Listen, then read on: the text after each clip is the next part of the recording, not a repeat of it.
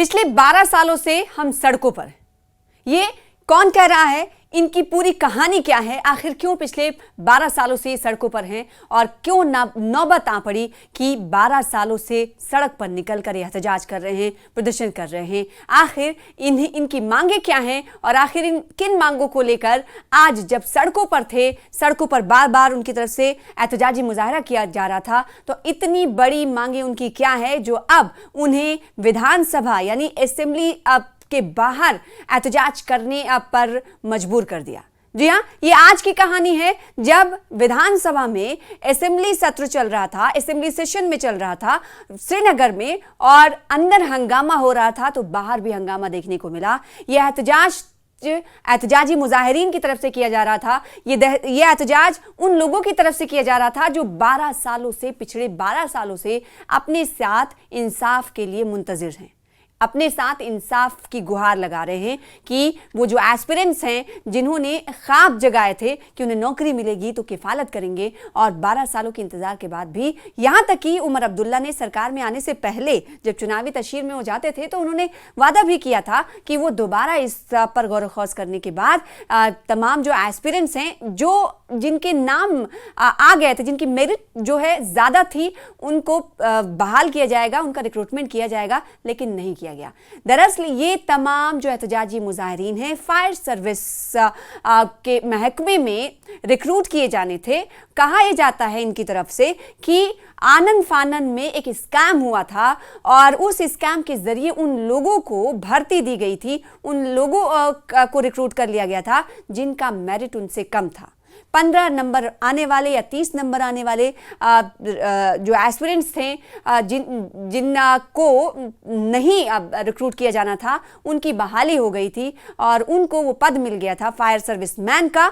और ये इल्ज़ाम लगाते हुए तमाम एस्पिरेंट्स नजर आ रहे हैं। इनका कहना है कि 12 सालों में से कुछ ऐसे हैं जिनकी उम्र जो है उस कैटेगरी से निकल भी चुकी है, लेकिन बाकी बचे हुए लोगों को ये एहतजाजी मुजाहिरीन कह रहे हैं कि अब उमर अब्दुल्ला सरकार को जाग जाना चाहिए, कम से कम उन लोगों के साथ इंसाफ किया जाना चाहिए जिनकी अभी भी एज लिमिट है, जिन पर कार्रवाई, जिनको आपने नौकरी दी, उनके हवाले से इन तमाम लोगों का कहना है कि आप उन पर कार्रवाई करें ना करें, हमें उससे कोई मतलब नहीं, आप सिर्फ और सिर्फ हमारे साथ इंसाफ करें। पहले सुनिए उनकी बात, फिर उसके बाद बताते हैं पूरी कहानी।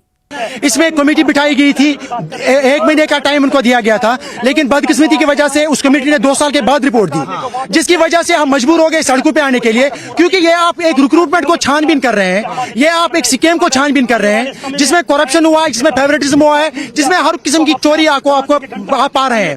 तो हम चाहते हैं कि फास्ट ट्रैक बुनियाद पे हो, क्योंकि लड़के ओवर एज हो रहे हैं। आपका एक वादा है, जब आपने स्टेट को कन्वर्ट किया था यूटी में, आपने वादा किया था कि अब नौजवान रिश्वतखोरी की वजह से नहीं मरेंगे, ड्रग्स की वजह से नहीं मरेंगे, करप्शन की वजह से नहीं मरेंगे, लेकिन वो वादा आपका कहीं ना कहीं खोखला साबित हो रहा है। उस वजह से हम आज एक बार फिर, क्योंकि यहाँ पे असेंबली सेशन चल रहा है, हमारी अपनी सरकार है, हम उससे ये शिकवा करते हैं कि अगर आप कल से असेंबली में है, पिछली बार भी आप जम्मू में असेंबली में थे, लेकिन उन्होंने जो हमारी बात वहां पे नहीं की, इस चीज का हमें दुख है। आप हमारे पास वोट मांगने आए, हमने आपको वोट दिए, भारी अक्सरियत से आपको जिताया। अब जितनी बातों का आपने वहां पे वादा किया था, लेकिन उन बातों पे आप पूरा नहीं उतर रहे हैं, जिसकी वजह से आज ये लड़के एक बार फिर, ये 6000 लड़के हैं, इसके पीछे 6000 फैमिलियां हैं। ये लड़के मजदूरी करते हैं और मजदूरी में पैसे कमा के वही पैसा ये बेचारे प्रोटेस्ट के लिए खर्च करें। कम से कम इस चीज का आपको एहसास होना चाहिए। अब एक बात और है, इसमें चीफ मिनिस्टर ने कहा कि होम डिपार्टमेंट मेरे अंडर नहीं आ रहा है। बड़ी बदकिस्मती की बात है, अगर आपके हदूद में होम डिपार्टमेंट नहीं है, एलजी के हुदूद में है, तो आ जाइए हमारे साथ प्रोटेस्ट में बैठिए, एलजी को मांगिए हमारी रिपोर्ट। हम तो मानेंगे कि आपको हमारा दर्द है, लेकिन जब आपको दर्द ही नहीं है, उसकी वजह से हम आज आ गए हैं। हम एलजी सरकार को, चीफ मिनिस्टर सरकार जो कि नेशनल कॉन्फ्रेंस की सरकार है, हम उनसे कहना चाहते हैं कि आज हम यहाँ आए हैं, हम तब तक नहीं हटेंगे जब तक आप हम उमर अब्दुल्ला साहब को एक बार नहीं 3 बार मिले हैं, वहां पे भी मिले, गांधरबल मिनी सेक्रेटरीट में मिले हैं। उसने कहा कि हमने मेमोरेंडम को साइन किया है, हमने राजभवन भेजा और राजभवन से वो एसीबी डिपार्टमेंट में गया। तब से लेकर 1 साल कंप्लीट हो चुका है, लेकिन अनफॉर्चुनेटली अभी तक कोई कार्रवाई नहीं हुई है। यहाँ पे 10 साल के बाद यहाँ पे इलेक्शन हुई, लोग चाहते हैं यहाँ पे इलेक्शन बने, यहाँ अपनी सरकार बने। लोग हमने बड़ा चढ़ाकर एनसी को यहाँ पे वोट दिए हैं और बड़ी अक्सरियत से, लेकिन अनफॉर्चुनेटली अभी तक इस फायर सर्विस स्कैम पे अभी तक कोई कार्रवाई नहीं हुई है। एलजी मनोज सिन्हा साहब ने हमें 3 बार बुलाया जम्मू और श्रीनगर राजभवन में, उसने कहा कि आपके साथ जस्टिस होगा। हमें लग रहा है इसमें बड़े बड़े ब्यूरोक्रेट, बड़े बड़े पॉलिटिशियन, बड़े बड़े मगरमच्छ जो इस केस को, इस स्कैम को बचाना चाहते हैं, वो हम होने देंगे, होने नहीं देंगे। आपके मीडिया के चैनल से ये बात हम एलजी मनोज सिन्हा के कानून तक पहुंचाना चाहती है, उमर सरकार के कानून तक पहुंचाना चाहती है, उनके कानून तक पहुंचाना चाहती है।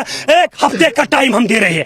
अगर 1 हफ्ते के अंदर अंदर फायर सर्विस रिपोर्ट का अजाला नहीं किया गया, हमारे साथ जस्टिस नहीं किया गया, तो हम घंटा घर में अपने आप को फांसी पे लटका देंगे। तो आपने सुना, ये एहतजाजी मुजाहिरीन हैं। ये वो लोग हैं जो पिछले 12 सालों पहले फायर सर्विस महकमे में एग्जाम देते हैं, इम्तिहान देते हैं और इनका मेरिट आता है ज्यादा, लेकिन उसके बावजूद भी एक बड़ा स्कैम होता है।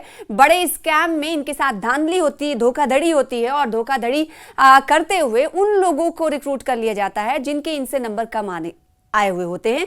वो लोग अभी भी इस वक्त महकमे में जॉब पर हैं, काम कर रहे हैं।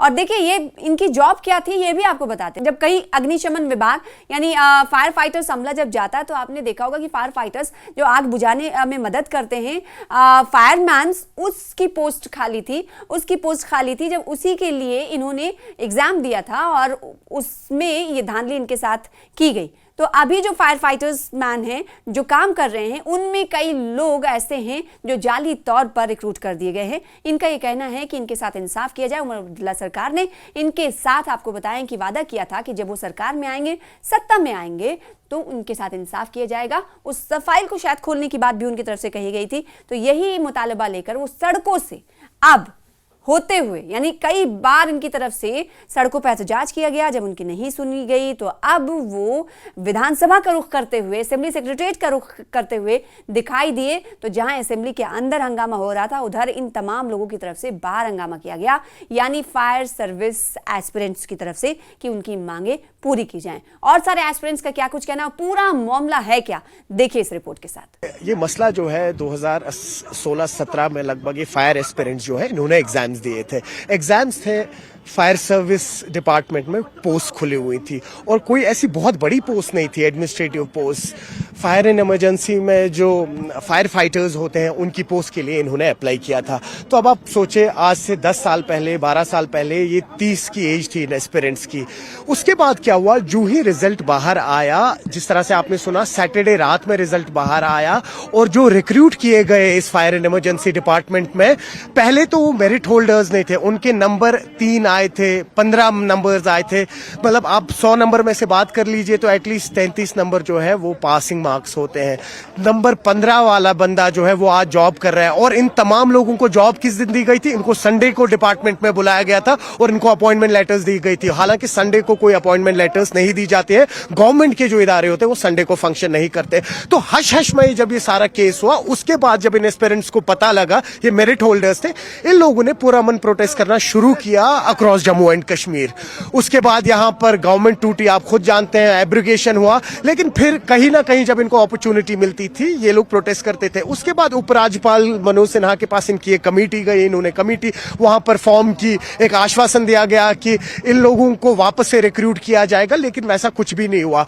इनफैक्ट एसीबी ने जब केस सामने डाला, जिस तरह से मैं आपसे कह रहा था, 106 लोगों का नाम सामने आया जिनने धांधली की थी इसमें, और उसके बाद 2016-17 से लेके अभी तक इनका इशू रिजॉल्व नहीं हुआ। हालांकि तब पीडीपी की हुकूमत हुआ करती थी यहां पर। उसके बाद एलजी मनोज सिन्हा ने भी इन्हें आश्वासन दिया और अब सीएम उमर अब्दुल्ला की गवर्नमेंट है और इनको प्रोटेस्ट करने से भी मना किया था एक वक्त के लिए, लेकिन अब जाके जबकि यहाँ इलेक्टेड गवर्नमेंट है, अब इनकी एज भी निकल चुकी है, तो यही चाह रहे हैं कि किसी भी तरीके का कंपनसेशन। और इनका कंपनसेशन क्या होगा, मुआवजा क्या होगा? आप पैसे तो दे नहीं सकते इन्हें, एटलीस्ट जो भी एलिजिबल है उन्हें आप रिक्रूट करें फायर एंड इमरजेंसी डिपार्टमेंट में। तो ये सारा मामला था, बेसिकली ये एक स्कैम हुआ था जिसमें जो डिजर्विंग कैंडिडेट्स नहीं थे उनको नौकरियां मिली थी।